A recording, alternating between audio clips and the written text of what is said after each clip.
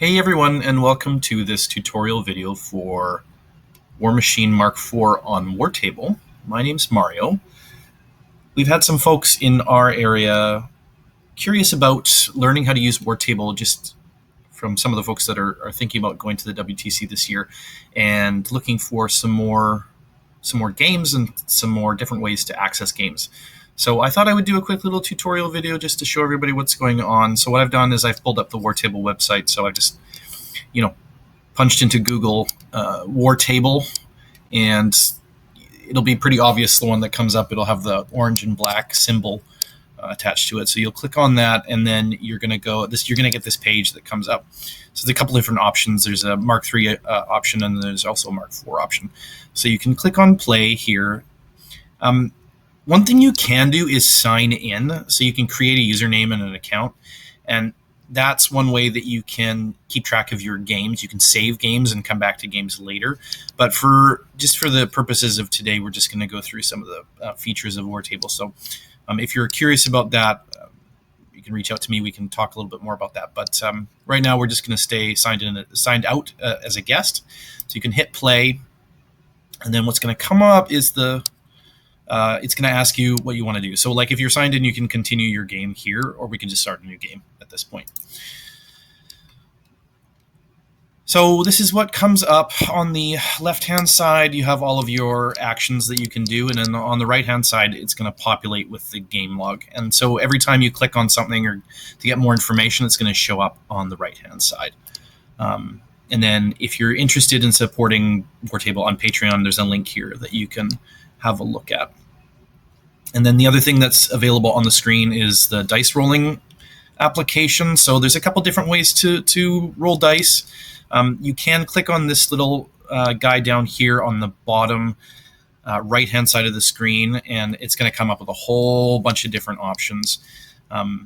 We can put in, I'm going to show you in a minute how to put in your players and how to do an invite, but right now it just says player 1, player 2, and then it gives you a whole bunch of different options to roll. So like D3s, D6s, attack, damage, and like depending on what you choose, it will mark in the game log what's going on. So if you really want to be specific about which player is rolling what dice, whether it's attack or damage or column or whatever, tough check, deviation. Deviation's not for Mark IV, but 4-up tough checks. So all of this stuff can be tracked in the app if you use this dice rolling portion.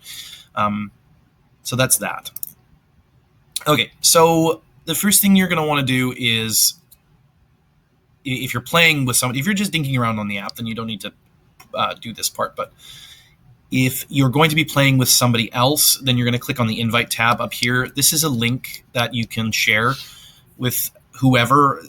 A lot of people, what they'll do is they'll just put it into a Discord or a Facebook Messenger conversation. They'll copy that and then they'll paste it. Or you can, send it via email or whatever. You just copy and paste the link. And then, I'm going to be player 1 today, and then there's player 2. You can put in people's names if you really want to. It's a little bit more important if you're going to be playing on a clock. Wartable has a clock feature. So you want to be able to do that so you don't have to remember who's player 1 or player 2. But we're just going to go with player 1 and player 2 today, so you can change that if you like. And then this is a tab down here. It says copy link. It'll copy it to your clipboard so you can paste it later. So if I wanted to play with somebody else, I would, get it into a voice channel somewhere, or I would call them up on the phone, and then I would copy and paste this link to them. They would click on it, and then they'd be able to see the same web page as you, and everything would get updated in real time. And the neat thing is that what you see and what your opponent sees are exactly the same, but if they refresh their screen, your screen doesn't get refreshed. So it's kind of like it's broadcasting it to 2 different people at the same time, which is kind of cool. So I'm going to close this. Typically, the next thing that we would do is set up a table, because right now there's no terrain or anything like that. One of the nice things about Wartable is that you can make your own table. You can put your own terrain down, but they also have all these pre-generated maps. So if you go to the load map feature here on the left-hand side, there's a whole bunch of maps that are available, and you can just hit random up here and it'll pick a random map. So I've designed some maps sort of more geared towards Steamroller 2024, but there's like 50 maps in total that you can pick from. These are some that were generated for Mark III, and then these are some, if you scroll down a little bit more, these are the original maps that were designed for Wartable way back in like 2020 down here. And then there's, for the 2021 and 2020 virtual team championships, there's also a whole bunch of maps that were generated for those specifically, so you can have a look down there. The really cool thing about this is that if you make your own map, you can hit this generate link here and it will create a permanent link to the map that you create, and you can export that and send it to other people, which is cool. That's how I ended up making these maps up at the top. I made them on Wartable using a template that I made so that none of the obstructions would bump into any of the scenario objectives for any of the scenarios. And then I saved those by clicking on this generate link. And then I sent it to Lars, who uploaded them into the app. So I'm just going to pick a random map here. So I'm going to use one of mine because I'm selfish and narcissistic. Let's go with this one. So I'm just going to hit abandoned outposts, and it's going to auto-generate on the map here. And you'll see all the terrain features going down. So like you can see there's like, I think there's 13 terrain features down here. So that's cool. So once you've got your map generated, the next thing you're going to want to do is put your scenario elements down. So I'm just scrolling in and out here so I can go in and out and look closer and farther. So I'm going to go ahead and hit scenario here, and there's all the different scenarios that are listed for Steamroller 2023 and Steamroller 2024. So this is Steamroller 2023 here, and then there's some test ones that we're working on earlier, and then Warmachine scenarios. These are, what are these? These are Steamroller 2021, Warmachine, and then the 2017 Journeyman League, Summer Rampage, and then this is the narrative campaign, Oblivion narrative campaign. So likely most people are going to be looking at Steamroller 2024. So I'm going to pick a random one here. So let's go with Recon Mark IV. So I'm going to go ahead and do that, and it's going to generate a whole bunch of stuff on the table already. It auto-generates a turn counter here and then a CP counter for each player. I like to drag these out of the way because I hate having them on my table. So I just put them off to the side. And like these are neat, these are they're called counters. They're one of the applications in the app. And you can just increase or decrease the CPs at your leisure. So that just gets done manually, and then there's a turn counter as well. So the cool thing about Steamroller 2024 on Wartable is that no matter whether you're player 1 or player 2, all of the possible scenario elements are generated, and then you just delete the ones that you don't need. So for example, if I was going first, if I was going second and I chose the top side, I would zoom in and I would keep all the ones that say player 2, and I would delete the ones that say player 1. So I'm going to go ahead and delete this one. And I'm going to, yeah, that's the only one. And then down here, player 1, they'll delete player 2. So now I have the correct scenario elements for top player going second and bottom player going first. So any of the scenarios can be done this way. He's labeled them exactly the way that they should be, and I've checked all the measurements and they all look really good. So that's one way that you can do scenario. You can also manually put them down, but that's a pain in the ass. Wartable makes it really, really easy for that. So I've got my scenario down, and then the next thing I'm going to want to do is deploy my army. So there's a couple of different ways that you can put models on the table.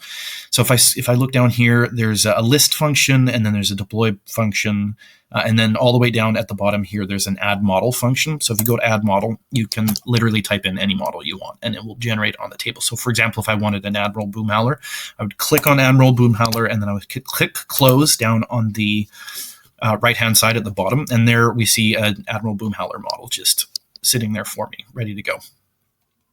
The nice thing about all the models that are generated on Wartable is they have all of their current HP in red here, and they have any of their other relevant statistics for tokens and things like that.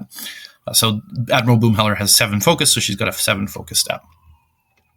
We're going to talk about how we interact with models in a little bit, so I'm just going to delete Admiral Boomhowler for now, and we'll see her later. Remove, and she's gone. Okay, I'm going to zoom back out here. Now, if I want to deploy a whole army, so at this point, what I've done is I've gone into the Warmachine app. Because I'm using my Chromebook today, and the Warmachine app doesn't work very well on my Chromebook. What I've done is I've used the export list function on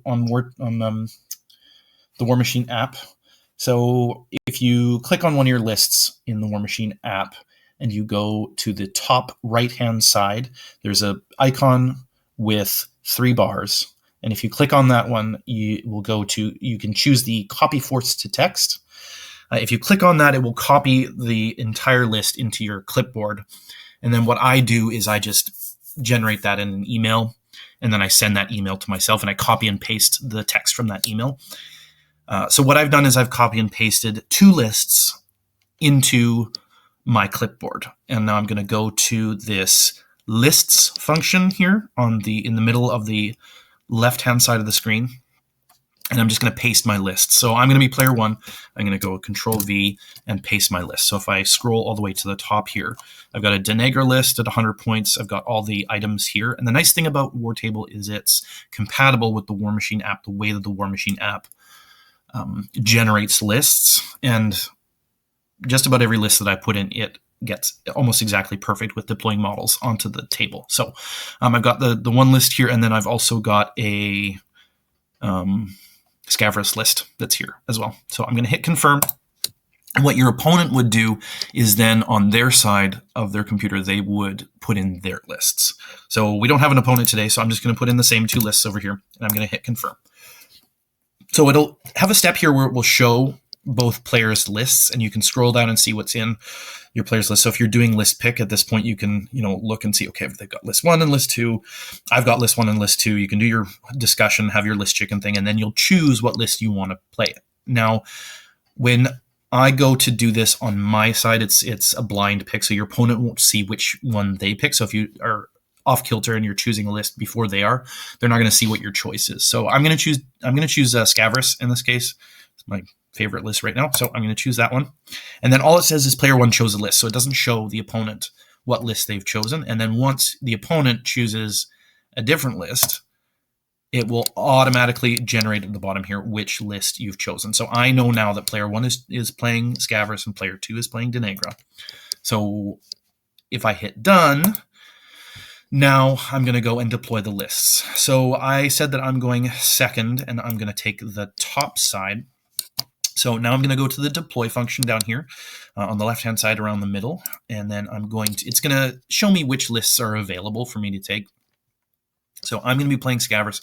So at this point, you kind of have to, the app doesn't do this for you. You kind of have to do it manually. So I know that I'm playing Lord Exhumator Scavrous, so I'm going to choose that one, and I know I'm going on the top side, and then I pick my color, and it doesn't really matter what color you take. I've just found in my experience that you want to take a color that is, A, if you have issues with seeing color on the computer screen, then you want to take something that you can see, and B, your opponent wants to, A, choose something that they can see, and B, is significantly different from yours, because when you get into the melee of the middle of the table, if you have a purple and a deep purple army, it's hard to tell whose models are. Anyways, so I'm just going to choose red for today, and then I'm going to hit deploy. So the really cool thing about the app and this function is that it automatically deploys your entire force plus all of your command cards if you've generated the link through the Warmachine app. So down here, if I zoom in, and it's put deployment lines automatically for me. So this tab here, down here, where you can see deployment lines on the bottom part of the screen on the left-hand side, I can toggle deployment lines on and off. So when you're playing the game, you don't have your deployment lines, but when you're deploying your army, you do. And the nice thing is it gives you a lot of measurements here, so you can see a lot of stuff. Like you can see here that the player 2 cache is on the 18-inch line. And now, because we measure from the back of the base from the edge of the table to the back of the base for scenario objectives, you can see clearly that it's on the 18-inch line there. And then player 1's cache is on the 20-inch line. Okay, so I can toggle deployment lines on and off. So I take them off, the deployment lines are gone. And then if I put the deployment lines back on, they show up again. Now, one of the things about Wartable is that every time you click on a model, it shows you exactly how far away another model is from it. So like these models that are base to base here from this Machine Wraith, it says 0 because they're 0 inches away.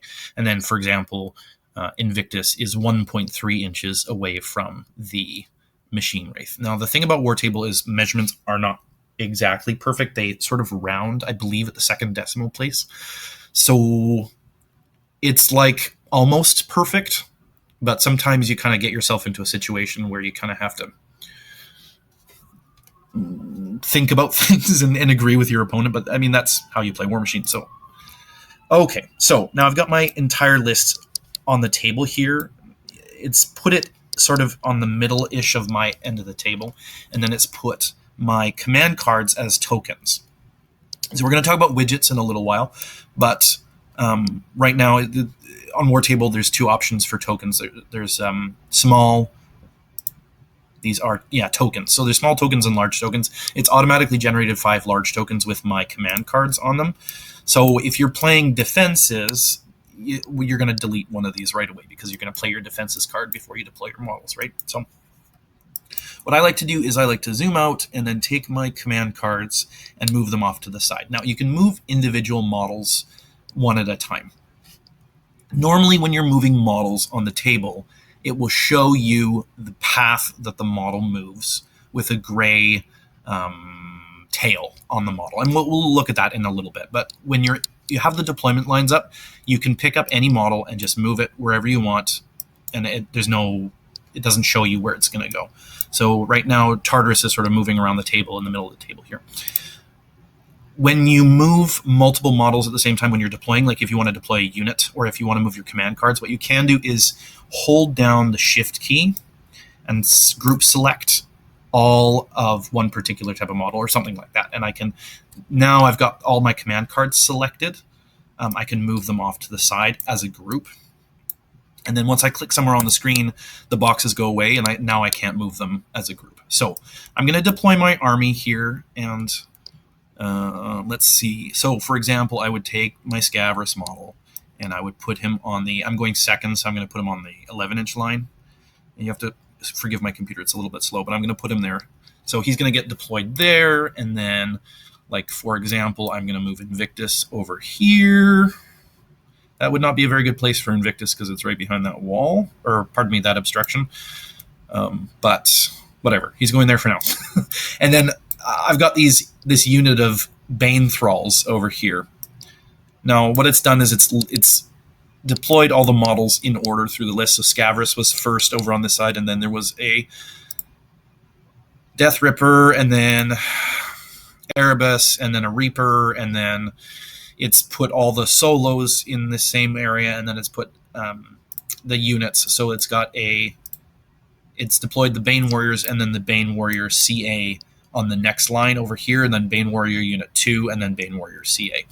So what the heck is it done over here?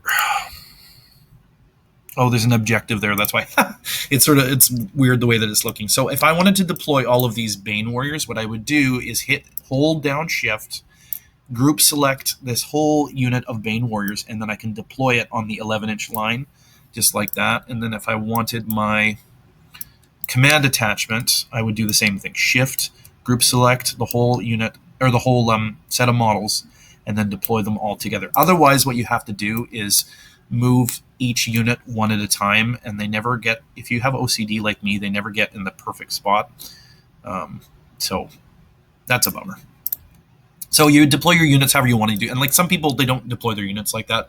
They'll deploy them all in a line. So you have the option to do that. If you want to sit there and play with the way that you deploy your models, it's totally fine too. So I'm going to take these Necrotechs. I'm going to do the same thing. I'm going to group select these Necrotechs, put them back over here behind my army.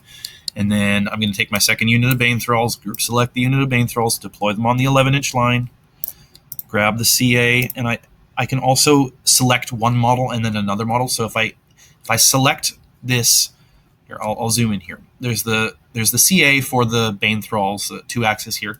I'm going to select him, and then I'm going to hold down Shift and select the banner. Now I've got the 2 models that I need, and I can drag them to where I want to go. So that's how you can group select models and deploy them. So I'm going to delete the rest of these models here because I'm not actually playing a game, and I don't need all of them sort of sitting here. Delete. I'm just hitting backspace, and then it's asking me to confirm. So Shift, grab the Wither Shadow Combine, hit backspace, OK, and they're gone. That's how you would. So the two options for deleting models. So let's say let's say my opponent killed this Necrotech. I could either hit backspace and then confirm, or I could go to the remove tab or the remove button here under the Necrotech. So like I said, on the right hand side of the screen, this is where all the information for your game is going to populate. So every time I click on a model, it's going to populate all the information here. And for Warjacks, it's also going to have the grid. And if I want to remove it, then I would hit the remove here. There's also a copy model function that's sort of, if you want a proxy base, that you'd copy the model, and then it would create a second version of that model. I'm just going to remove this Invictus that I created. So off he goes. And then down, if you scroll down on the right-hand side, you can see all the different statistics. So let's say Invictus took damage. You could manually select where the damage goes by clicking on this, and it will turn it red, and it will show where and then if you want to heal, you would also select it, and the damage would go away. If you wanted to allocate focus to them, you could hit plus or minus on the focus. You could track it that way. You can also select the 0 and hit the number 3 on your keyboard, and it would automatically generate. And then the neat thing is, if you scroll in on, or if you zoom in on Invictus, you can see 3 focus in blue on the model right there. Souls. And then the other thing that you can do is aura sizes. So all of the melee ranges are marked automatically when you click on a model. So for example, and it's the maximum melee range that they have. It doesn't show multiple melee ranges. So let's click on Bane Warrior number 7 here. He's got a 1-inch melee range. So you can see the red circle around the model. That's denoting his melee range right there. You can also put auras on models. So let's say, for example, I wanted to show Scavrus's control area. I could go down here to aura size, and I could type 14. 1, 4. And then if I zoom out, I can see his whole control area aura there, and I can see where it gets to. And you can play with that. You can change the color. You can put aura color. Let's say I wanted a yellow aura. I could change that, and it would make it yellow for whatever reason if you want to be colorful. And then you can also set his melee range. So if I wanted to, for some reason make his melee range 11, I could do that. But he does not have a melee range of 11. So, oops, that's not what I wanted to do. 2. Okay, and then Invictus, you can see his melee range is 3. So his largest melee range is 3. So he's got a 3-inch bubble around him. And then when you unselect the model, all of that garbage goes away. If you have, sensory overload issues or whatever, you want to be taking away your auras and be taking away your melee ranges as much as possible, because otherwise there's just going to be colors and lines and all sorts of stuff all over the place. It takes a little while to get used to it. Okay, so that's how we read models. The last thing I'm going to talk about is marking effects.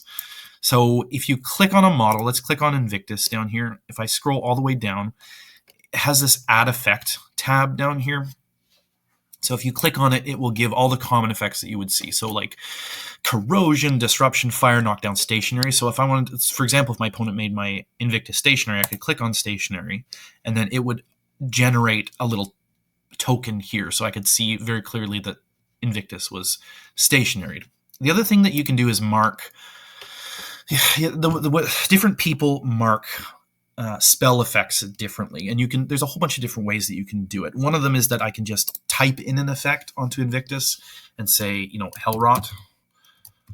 I have this saved already, so Hellrot, and then you click on the blue button here for the token that's going to show up as a big blue H. And then he's going to have Hellrot on him. So, your opponent just sees H, but if you click on the model, you can see down here on the right-hand side at the bottom, he's got the Hellrot. And some people will type in initials or whatever it is, some way to denote that that's what's going on. The other really cool thing about what's in the app is that you can do head and weapon options for the new Mark IV Warjacks. So, for example, let's add a model here. I'm not playing, I don't have that army deployed, but I'm going to go here and I'm going to just choose Signar, and then I'm going to go and find a Storm Legion's down at the bottom, so you kind of have to scroll a little bit. The other thing you can do is just type in what you want. If you hit search here, I could go Striker. striker. So if I here, there's a striker warjack right there. So where are we here? There he is. Okay, so there's the striker, and then you can add effect, and you can scroll all the way down to the bottom here. Spells, blah, blah, blah. Where are we here?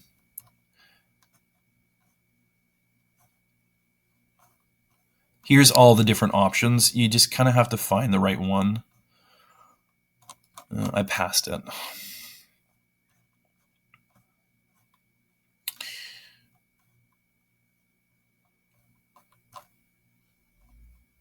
Warjack options.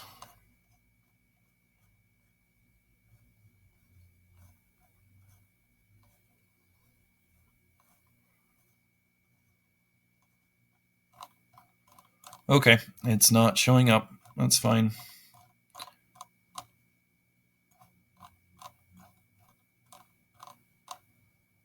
Let's just type in here. We're going to go mag bolter.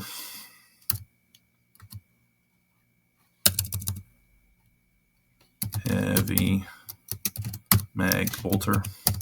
For whatever reason, the Storm Legion ones aren't showing up. They are there, but I can type in heavy mag bolter, and then it will put a heavy mag bolter effect on him. Of course, the one I chose is not populating for me right now. But for example, if I wanted to, if I was playing a Chimera model and I wanted to give him impalers, I could hit impalers there, and it would show the tab for impalers. So if you wanted your 2 different arm options and your head option and your animus option, you could do that in here. Unfortunately, it doesn't populate automatically with the list function. So if you are that obsessive compulsive like me about that sort of thing, you can go and add those at the beginning of your game to all of your war beasts or warjacks if you're playing a Mark IV faction. So bye-bye striker, we're going to go for now. Okay, so once you've got your whole list, deployed, and your opponent has your list deployed, you're going to remove these deployment lines. So you can either toggle it down here on the deployment lines tab on the left-hand side, or you can just hit done up at the top of the screen here, and the deployment lines will go away. And that's when you're going to start playing your game. There is a clock function here, so if you go to clock here, you can adjust the clock. The easiest way I've found to do it is just to hit the reset button and then choose how many minutes you want to reset it to. So like a lot of times when you're playing on Wartable, because it's a little bit slower than on the tabletop, people will choose 90 minutes. Some people will choose 75 or whatever, or 60 if you want to play in hardcore mode. So let's say I wanted a 60-minute clock. I just type in 60 here and then close, and there should be a clock option here. Where'd it go? Oh, weird. Clock. Oh, I have to I have to hit use clock first. Duh. Okay, so you have to hit the little tab here for use clock. So we're using 60 minutes, and then I'm going to hit close, and then you can see the clock up here on the top right-hand side of the screen. And then if I wanted to change it to player 2, I would hit switch here, and then once you want to start going, so let's say I'm player 2 and I'm going first or second or whatever, I would hit go here. This is play, and then it starts ticking down my time, right? And then once I'm done my turn, I'm going to hit pause, and then just like a normal clock, you pass it over to the other person. When they're ready, they can hit go. So there's the clock option. You would start your turn and you would say, okay, Scavrous is going to activate first. Scavrous is going to spend 2 focus to put a spell onto a model over here, and then I would mark that effect by clicking on the model, and then going down to add effect, typing in my effect. So I'm going to type in spell, and then that model would have that spell. Or the other option that people use is widgets. We'll talk about widgets in a little while, but what you can do is you can generate a large token and then put that with the model, but the token doesn't move with the models. If you mark the model, then there's upsides and downsides, right? If I put a spell with a token onto a model, like I've done here with this Bane Thrall, if I kill that, if I remove that model because my opponent kills it, then the spell effect goes away. So, or you can get a token, put the token down, and then move the token around with the models. So whichever is your preferred way of doing it, you're more than welcome to do. I'm going to go through widgets in a little bit. So if Scabrous spends focus, I could then either manually change this down to 5 or just remove 2 like that, and then it tracks it up here. And if Scabrous, generated, oops, that wasn't what I want to do. If Scabrous got a soul from something dying in his control range, I could add the souls here, and then it would mark the souls onto the model here. So there's a couple of different ways to keep track. The other thing you could do is, when you're in the allocation phase. So what a lot of people do when they power up their Warjacks is they'll just manually add a focus to each of their Warjacks. There is an allocate function here. So if you go down below the deploy tab on the, let's see, I'm ADD, so right and left for me is hard sometimes. If you go to the deploy side on the left-hand side of the screen, nope, that's not what I wanted. Sorry, allocate. You can manually do this here, and just, so if I was doing the beginning of my turn, okay, Scabrous generates his 7 Fury, I could do it here, and then Invictus gets his power up for 1. And then if I wanted to allocate as well, I could allocate 2 to Invictus and then hit close, and then all of that is marked in the app, which is super cool. So you can use that if you have a huge battle group. Sometimes that's a little bit easier than manually adding 1 focus to each of your Warjacks. There's also hotkeys for Wartable. So for example, for adding focus, the hotkey is the square bracket. So if I hit a square bracket, Invictus will gain 1 focus. And if I hit the open square bracket, he'll lose a focus. So you can do that. There are hotkeys. I'll show you where to find the hotkeys if you're interested. But for now, we're just going to talk about this. So now we're going to talk about moving models. So if I have the deployment lines up, then I can move my models wherever I want to go. If I have the deployment lines down, then when I move a model, it's going to look a little bit differently. So I'm going to grab my model and I'm going to say, okay, Scabrous activates, he casts a spell, and then he's going to run. So Scabrous is speed 6. If I add 5 to that, he has a maximum speed of 11 inches. Just like on the tabletop, you don't always move exactly 11 inches, and you can move in different directions. So if I wanted to move him straight forwards, I would just click on the model and drag it. So I can drag it all the way to 11 inches. I can drag it as far as I want. I can drag him all the way across the table. But, the functionality of Wartable is a lot more unlimited than what the rules dictate, just so that you can have a lot of flexibility in the way you move. So let's say, for example, I wanted to move him 9 inches. That's a run. I would move him 9, and then I would unclick the mouse. And then what it's going to show me is the path that the model has moved. So if this was a charge, he would be moving in a straight line, right? And then it's going to leave that path there, and you have to confirm all of your movements. Before it will permanently place this model in this location, you have to click the green check mark. And if I do that, then that will be the new location for the model. If I say, oh, I changed my mind, I'm going to hit X, he's going to teleport right back to where I started the model with. So this is sort of one way for people to use proxy bases, sort of, quote unquote proxy bases. I'm going to see where I can get Scabrous to go. So, and then I'm going to put him there. Oh, that's a good spot for him. Okay. I'm going to click OK. I'm going to confirm his movement. And that's where he's going to go. Click. And that's where the new model ends up. So for charges, let's grab this model and put him down here, and I'm just going to show you. So this Bane Thrall, okay, I'm going to say, okay, this Bane Thrall is going to, is going to charge Scabrous. So I'm going to select the model, and then I'm going to drag him so he's speed 5, so he goes 8 inches. Okay, let's say he goes 5.9 inches. That's where I want to place him. And then that's a straight line. I can clearly see that. And then that's where he's going to finish his charge. I'm going to select that, and then I'm going to make my attack rolls. So let's do an example of that right now. A Bane Warrior is mat 6. Scabrous is defense 14. So we're looking for an 8. I can either, and if you on your keyboard you have your numbers across the top of the keyboard. Every time I hit a number, it's going to roll that many dice. So if I want to hit if I hit 2, it's going to roll 2d6. So I'm going to hit 2 right now, and it's going to show me down on the bottom here what I rolled. It's the RNG generated a 1 and a 2 for a total of 3. And the cool thing is that under the game log, if I deselect all of the models, just by clicking anywhere on the map, so nothing's selected, it will show me the game log.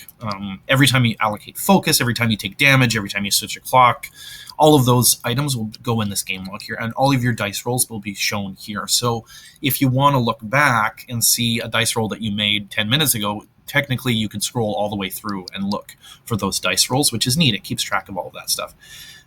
If you just use the number on your keypad, it doesn't assign it to any player. If I go down to the bottom right-hand side on this dice icon here, you can actually select who's rolling, and that will keep track in the game log as well. So let's say I needed a boosted attack roll. I could roll 3d6, and I could see right here that player 2 rolled 3d6, 3, 4, and a 3, equaling a 10.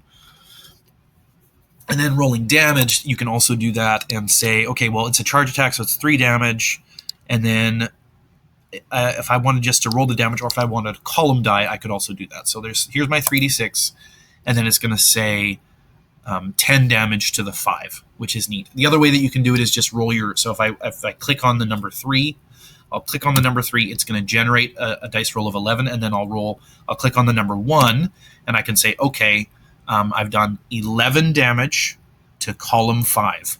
So that's the other way that you can mark that.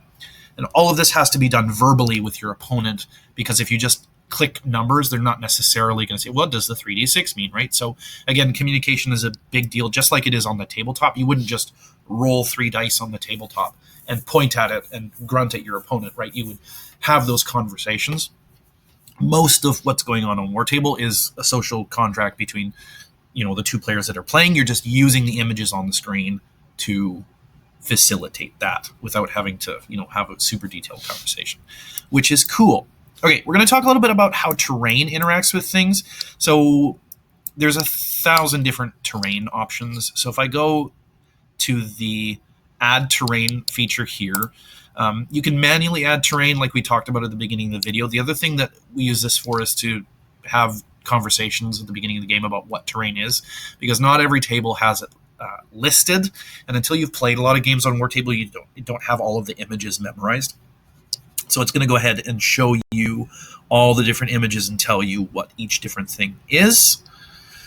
So for example, I'll zoom in over here. I've got on the left-hand side, I've got a obstruction, I've got a obstacle over here, and then I've got a piece of rubble, and then there's another obstruction and another obstruction here. So you would interact with these terrain pieces just like you would a normal game of Warmachine. So if I had Scavrous in this little nook over here, let's say, so new scenario, I've got Scavrous behind this wall with this building, right? I wouldn't be able to move along this path like this, right? Because Scavrous can't naturally just move through buildings. If I gave him Ghost Walk or something like that, then he would be able to, but this is not a legal movement, right? And again, Wartable doesn't have the functionality to tell you, hey, you can't do this. There's a lot more flexibility than you would normally have in a game, right? So you have to have that conversation with your opponent. Okay, Scavrous is going to walk over this wall.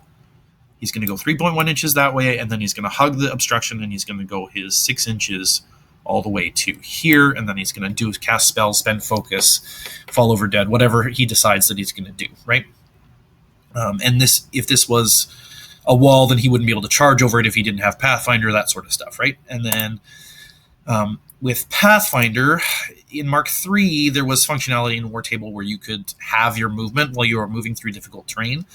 You don't have to do that anymore with Mark IV because it's just -2, right? So if I'm saying, okay, well, Scavrous is going to walk into this difficult terrain, he's going to run. He can run 11 inches, -2 for entering rough terrain, so he would go 9, and I could move him 9 inches like this. So that would be me thinking ahead, right? here's my 7.7 inches into the middle of the terrain. The other thing I could do is say, okay, I'm going to advance to here because I don't have that information in my brain yet, right to the edge of the terrain, 4.4, and then I have to do a little bit of math at this point. You have to say, okay, well, I have 11, 7, so 6.6 inches left to go. So then I would then move a little bit more, like so, and it adds the however far you move automatically for you on the website. So there's a little bit less math than you would on the table. It does all of it for you, which is nice. But yeah, anyways, that's how it does that. Sometimes you have to sort of think about things before you do them, but there's a lot of functionality on the website, which is cool. Okay, let's talk a little bit about line of sight. So there's a couple different ways that you can measure line of sight on Wartable, and a couple different ways that you can show your opponent what you're doing with line of sight. There is a laser widget, and again, when we talk about widgets, I'll pull that out and we can see. But most commonly, what people will do is they'll use sort of the proxy-based function of the way that you move models to check line of sight. So when we check line of sight in Warmachine, it's from the edge of one model's base to the edge of another one model's base to see if you have line of sight. So if I wanted to see if this Bane warrior over here had line of sight to Scavrous because there's a building in the way, I would I would select my Bane Thrall and I would move him such that there was a line formed from the edge of the Bane Thrall's base to the edge of Scavrous' base. And I can clearly see here that there is a line from the edge of where the Bane Thrall would be to the edge of Scavrous' base, and yes, he has line of sight across that building. So another example, let's say I moved the Bane Thrall over here. Okay, now I can see that he does not have line of sight to Scavrous because on this line, if I go to the edge of the building and I draw a line along the edge of where the Bane Thrall would be to Scavrous, I can see that even if I go to this angle here, he won't have line of sight to Scavrous, right? So if another way to visualize that would be to say, okay, here's my line. That's where I would need to draw a line to touch Scavrous' base, but it's going through the building, so I don't have line of sight. So that's one way to do it. Okay, there's also a roll tab over here on the left-hand side. It just brings up the exact same chart, and you can use that. And then there's a whole bunch of different things here, keyboard shortcuts. So that's the hotkeys. It'll show you all the different hotkeys here. So you can have a look at your leisure for that. And then the other thing that's here is widget. So I want to talk about unit movement first before we go on to widgets. So let's go ahead and do that. So unit movement is a little bit awkward in Wartable, but it does function quite well. So when we move units in Warmachine, we select one model from the unit to make the movement, and then the other models placed around where you go. So there's no automatic function in Wartable for that. So let's say I wanted to move these Bane Thralls and I wanted to run them. So I would take model number 9 here, and I would move him. Let's see, they're speed 5, so they can run 10. So I would move him let's say he goes to there. Okay, that's where I want to put this Bane Thrall.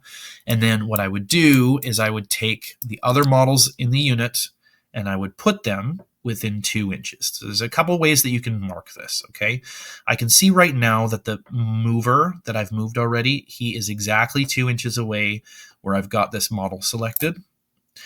Now he's 2.1 inches away, so that's too far. Okay, so if I put him there, then he's within 2 inches of that model.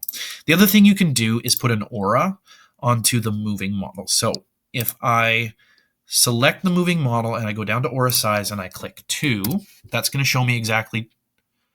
Nope, that's not what I want. Oops. Select the moving model, select aura size, hit 2. So now it's going to show me where I can put my models, right? So that's how far they could go away. I could move a model to here. That's a legal placement. I could move a model to here. Computer slow. That's a legal placement. I could move a model to here.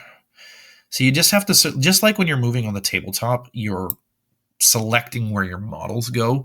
You have the same autonomy here on Wartable. It just gets a little bit cluttered with the lines and stuff like that. So you kind of have to get used to seeing that and just get used to saying, okay, this is how I'm going to move my unit. Okay, so now I can sit here and click on all of these check marks. The other thing you can do is there's this group select, not group select, there's this auto select button right here. So if I click on this, it's going to automatically validate all of the movements that I've done. So I'm going to go ahead and do that, and now all of the movement paths of all those models is finished. So that's how unit movement works. If I'm doing a charge, so let's say this, for whatever miraculous reason, this Bane Warrior number 9 over here has charge distance to Invictus, right? And he's ghostly, so he can move through all of this terrain, and he's got this ridiculous charge range, right? And now he's going to go. So Bane Warriors have a 1-inch melee. So right now he's 0.9 inches away from Invictus. I can move him anywhere I want, right? I can move him. If I have enough charge distance, I can move any spot I want without putting it onto another model. So I can sort of say, okay, this is where I want my model to end, exactly 1 inch away from Invictus. Boop, boop, be doop, slow computer, 1 inch. Okay, so he is in melee range with Invictus right now, because I can see on Invictus there's a 1, which means he's 1 inches away from this Bane Warrior. And then all the rest of my models would then do their teleport thing, and I would have to put them within 2 inches of the charger. And if they have Unstoppable and they're engaged, they still get their charge attack. Hooray, Privateer Press fixed that rule. Okay, so, and then I would move all the models into their charge distance. I would place them where I want them. I say, okay, I'm happy with all that movement. I'm going to select this. So all those 4 Bane Warriors are going to then make their charge attacks against Invictus. Invictus is defense 9. A Bane Warrior is mat 6, so they would require 3s to hit. So I'm going to say, and this is where you kind of have to like be very communicative with your opponent, because you don't have the ability to just point to a model on the table, grunt at your opponent, and say that model attacks that model. You kind of have to be a little more communicative. You have to say, okay, I've completed my charge movement. Now Bane Warrior number 6. Yeah, and if you, the cool thing is there's pings on Wartable. So wherever I put my mouse, so you see the mouse cursor is represented by the little hand. If I hold down the mouse left key, the left button on the mouse, it will create a ping. So right now it's showing me where that ping is just by holding down the left hand mouse button. And you can say, okay, I'm pinging a location on the table, and your opponent will be able to see that from their computer screen. Or you can say, okay, Bane Thrall number 6 is going to make his charge attack against Invictus. I'm going to roll to hit. I get 2 dice to hit, so I'm going to hit the number 2 key, and it's going to say, okay, I rolled a 1 and a 3. That's a 4. If I add that to 6, that hits a 10. Invictus is a 9. That scores a hit. And I would say, okay, that scores a hit. Now I'm going to roll damage. He is a power 11 Weapon Master, so you roll 4 dice for damage, and he has Dark Shroud, so he reduces Invictus's armor by 2. Invictus does not currently have Hell Rod up right now, so he's just armor 20. He goes down to armor 18. Okay, so I'm 11 on an 18 is dice minus 7. I'm going to roll my 4 dice. I get an 18 minus 7 is 11 damage, and then I'm going to roll my column dice, 11 damage to the 2. And then I would go, your opponent would click on their Invictus, and they would say, okay, 11 damage to the 2. And they would go over to column 2, and it would type in 11 damage. Now, there's a quicker way to do it, and I'm going to show you how to do that. So the other thing you can do is you can select a model, and you can hit the subtract key. So on my keyboard, it's right beside the 0. So I'm going to hit subtract, and then it's going to populate over here. It says wartable.online says how many health. So 11 health. Okay, what column? If I hit OK, then it will generate this.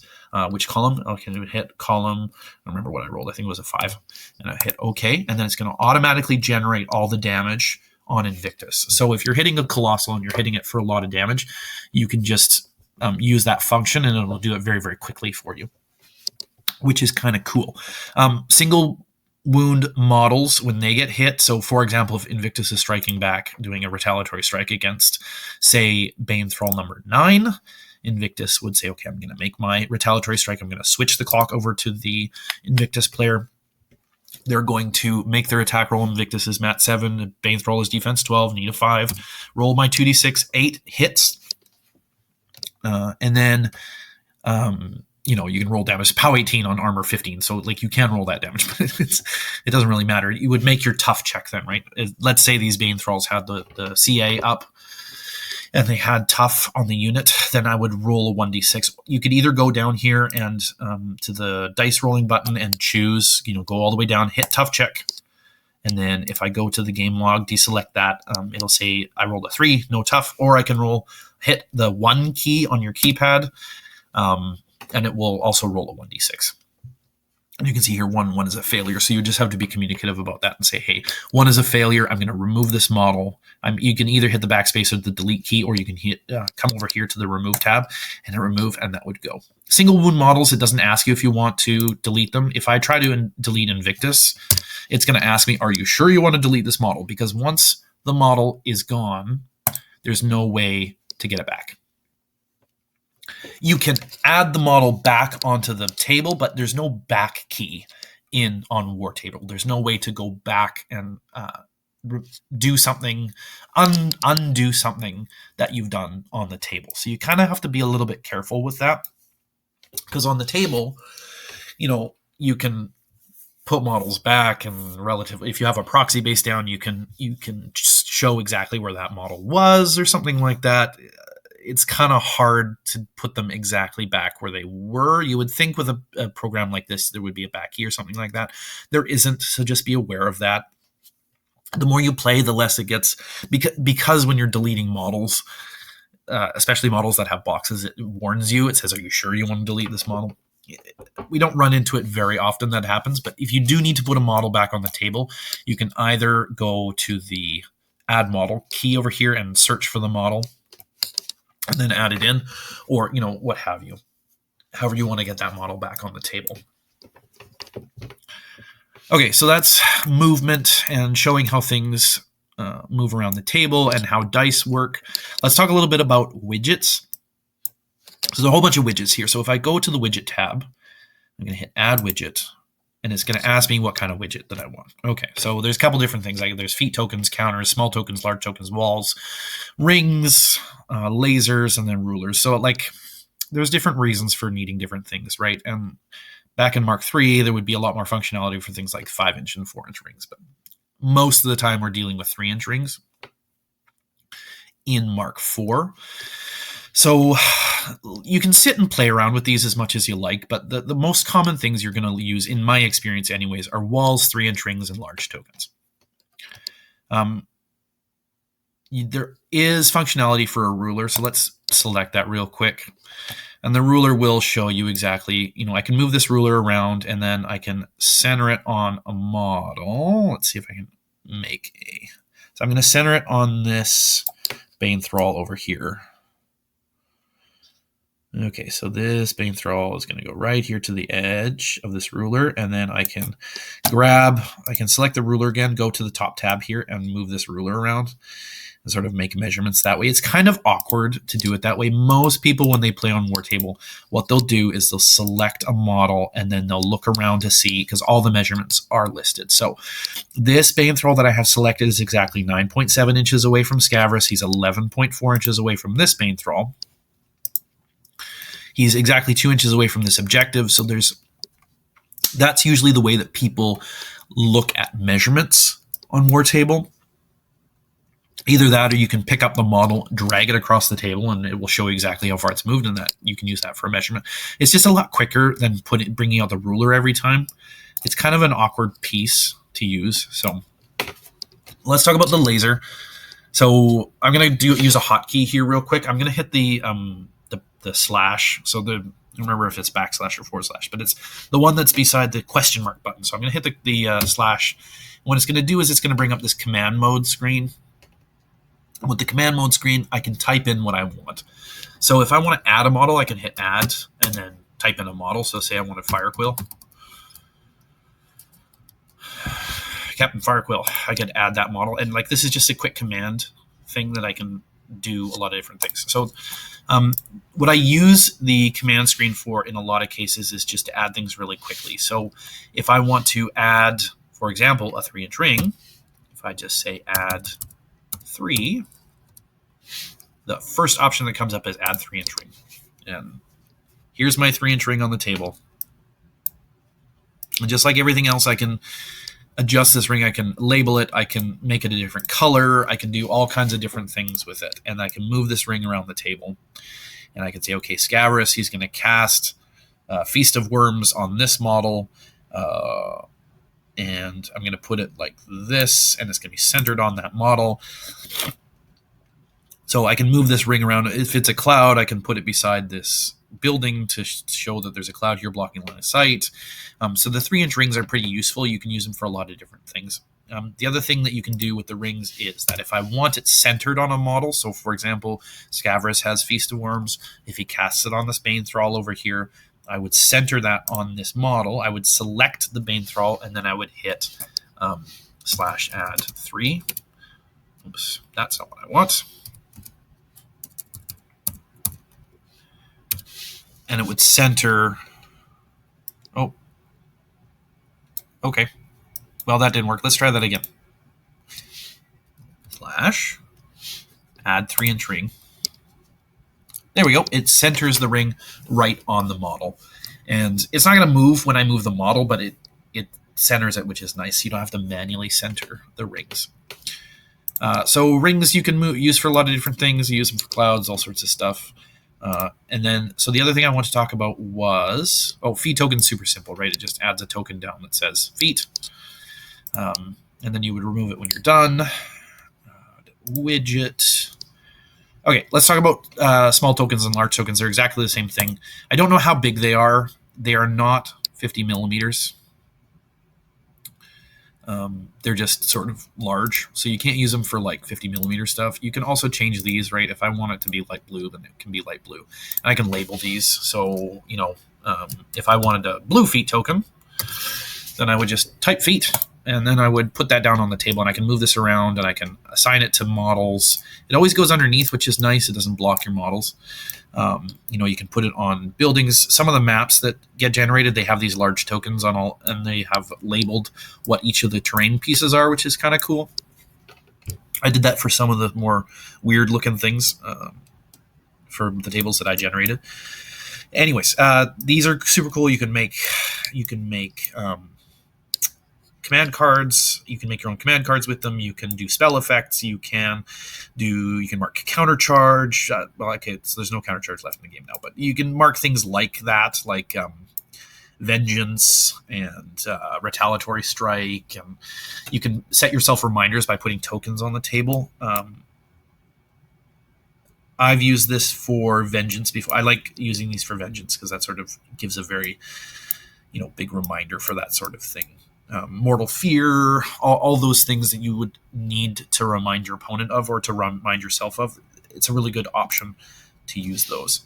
The small tokens, so I'm just going to use the command bar again. So I'm going to hit /add SM for small token, and it will populate the most common things you would put. So small token.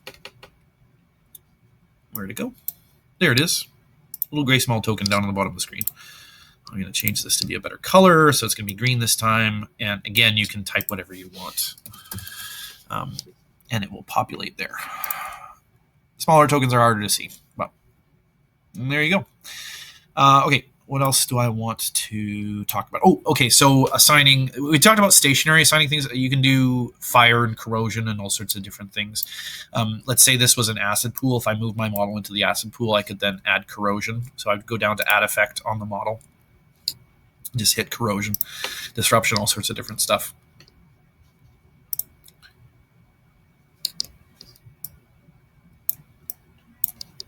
So when you're assigning damage, you just assign damage, and when your Warjack is all the way filled up with damage, you just remove the Warjack. If you remove a model from the table, you would remove that. You would delete the model and it would go away. And as you play the game, you just remove models just like you would normally do that. So that's kind of cool. I think that's about it for the first video that I'm going to do for this. If there's any more questions that people have, then I'm more than willing to take that. I'm the Descriptive Baker on the Warmachine and Hordes Discord. Have that. I'm listed under Mario on there. So you're more than welcome to send me a message if you like, if you have feedback. I'm going to put this video up on YouTube so you can have a look. Yeah, I've really enjoyed Wartable. I've really enjoyed playing on Wartable. I think that there's a lot of functionality here. I think that it's a great way to learn model interactions and to get games when you wouldn't normally be able to play on the tabletop. In my experience, because I have kind of a analytical brain, I don't have a very creative brain a lot of times.